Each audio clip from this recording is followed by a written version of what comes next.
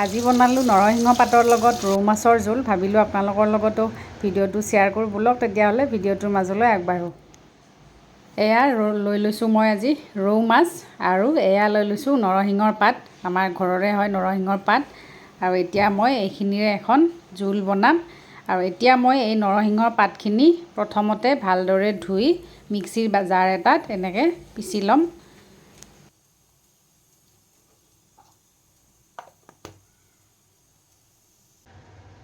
এতিয়া প্ৰথমতে কেৰাহীত এয়া মিঠাতেল গৰম কৰি ল'ম আৰু এতিয়া মই মাছখিনি প্ৰথমতে ফ্ৰাই কৰি ল'ম।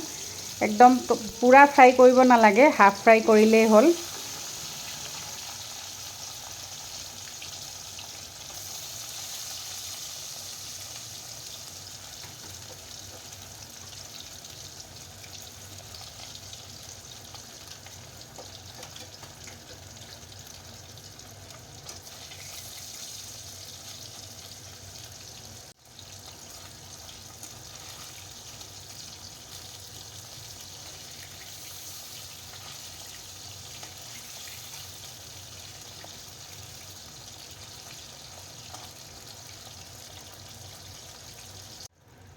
এয়া মোৰ মাছকেইডোখৰ ফ্ৰাই হৈ গ'ল। এতিয়া এইখিনি মই ইয়াৰ পৰা নমাই ৰাখিম।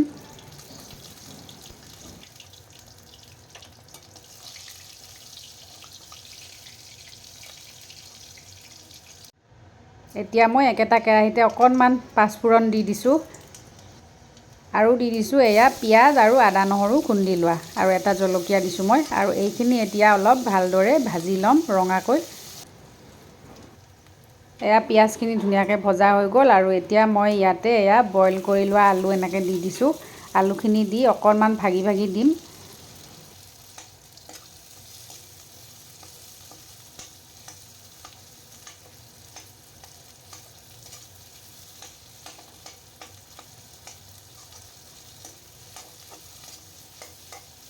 এতিয়া দিছোঁ ইয়াতে সোৱাদ অনুসৰি নিমখ আৰু এয়া দিছোঁ হালধি আৰু এইখিনি দি অকণমান এতিয়া আলুখিনি অলপ ভাজি ল'ম। এয়া আমাৰ আলুখিনি ধুনীয়াকৈ ৰঙচুৱাকৈ ভজা হৈ গ'ল।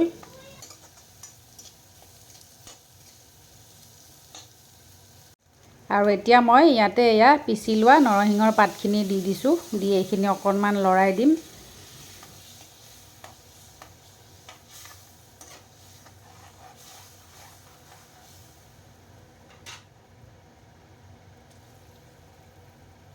আৰু অলপ মই এক্সট্ৰাকৈ পানী দি দিছোঁ, যিহেতু মই এইটো জোল বনাম সেইটো কাৰণে। আৰু এইখিনি ভালদৰে উতলিব দিম এতিয়া ঢাকোন মাৰি। তাৰপিছত মই ইয়াতে ফ্ৰাই কৰি লোৱা মাছখিনি দি দিম।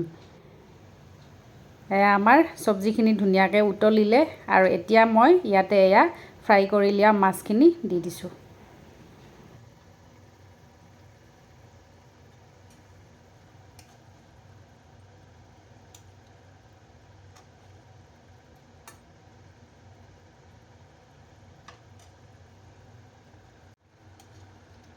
এয়া চাওক আমাৰ পানীখিনি আধা হৈ গ'ল শুকাই আৰু এয়া আমাৰ নৰসিংহ পাতৰ লগত ৰৌ মাছৰ জোল ৰেডি হৈ গ'ল।